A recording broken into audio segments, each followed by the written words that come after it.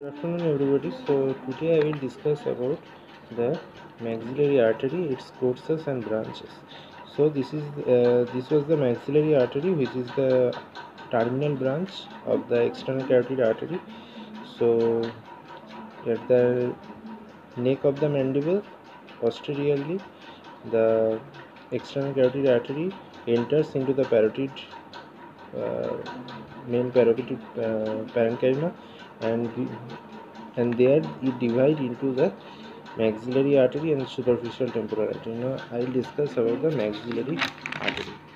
So coming to the maxillary artery, so maxillary artery, maxillary artery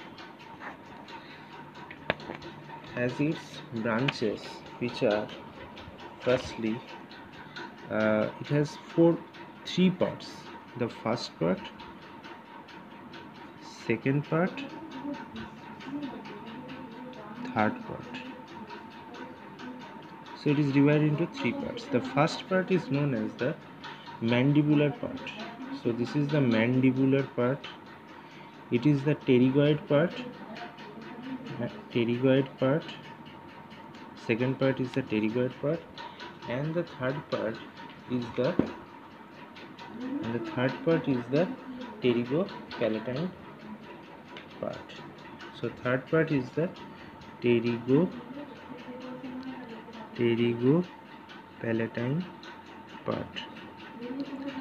Now, from the first part of the which is the mandibular part. Here the maxillary artery is horizontally forward between the neck of the mandible. As I have shown, that neck of the mandible, it bifurcates into two external carotid arteries. So main neck, at the neck of the mandible, and sphenomandibular ligament. So between the neck of the mandible and sphenomandibular ligament, it enters, and below the auriculotemporal nerve, it along the lower border of the lateral pterygoid. So below auriculotemporal nerve, it enters to the lateral pterygoid, adjacent to the lateral pterygoid muscle. So it is posteriorly going to the lateral pterygoid muscle in the infratemporal fossa.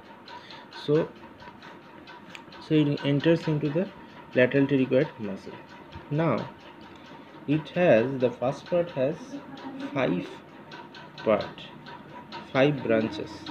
What are the branches? Deep auricular artery. Deep auricular artery is basically present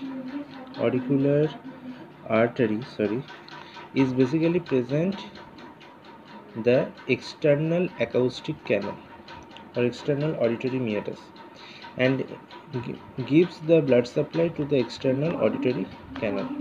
So it gives the blood supply to the external auditory canal. Okay. Secondly, there is another branch, which is the anterior tympanic branch. Anterior tympanic branch, it enters through tympanic fissure, and gives supply to the inner surface of the tympanic membrane. Inner surface of tympanic membrane. Inner surface of the tympanic membrane. Now coming to, so deep auricular artery will supply the skin of the external auditory canal. Anterior tympanic branch gives supply to the inner surface of the tympanic membrane. So in the inner surface of the tympanic membrane. Third is the middle meningeal artery. Middle meningeal artery, which is the first part. I am talking all this only first part. It enters to the foramen spinosum, and between lateral pterygoid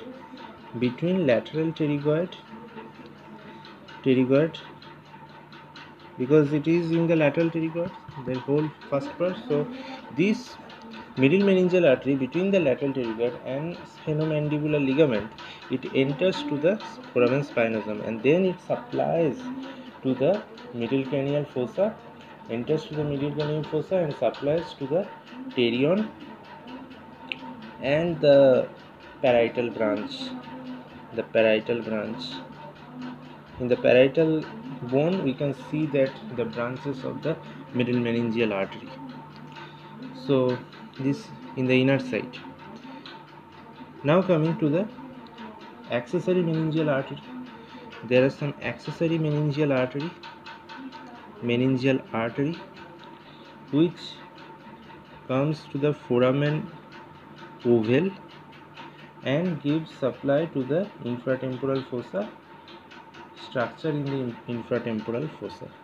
Structures in infratemporal fossa.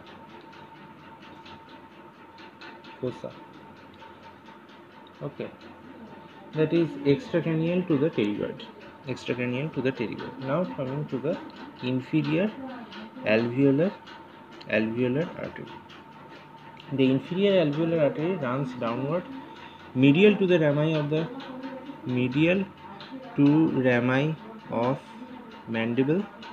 mandible, and reaches to the mandibular foramen, enters to the mandibular foramen, the mandibular canal, and gives supply to the lower 8 teeth through mandibular foramen.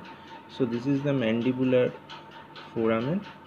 So it enters through the mandibular foramen and lower 8 teeth are supplied along with the mylohyoid muscle. So this is all about the first part and its branches of the maxilla. Second part is very easy. It is only muscular. It gives muscular supply. So which are the muscles which are supplied? Masseter. So masseteric part, deep temporal branch giving supply to the temporalis muscle.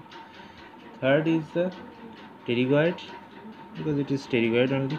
So it is pterygoid muscle, the lateral and the medial pterygoid,